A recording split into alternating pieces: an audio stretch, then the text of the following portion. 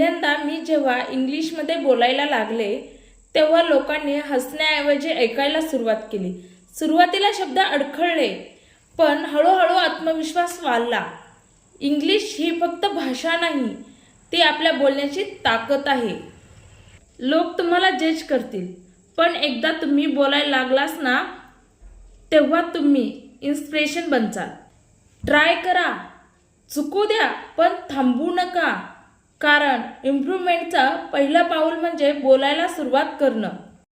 What are you doing? तू काय करत आहेस? नथिंग मच, काही खास नाही. आय एम जस्ट चिलिंग, मी फक्त रिलॅक्स करत आहे. कम हिअर, इकडे ये.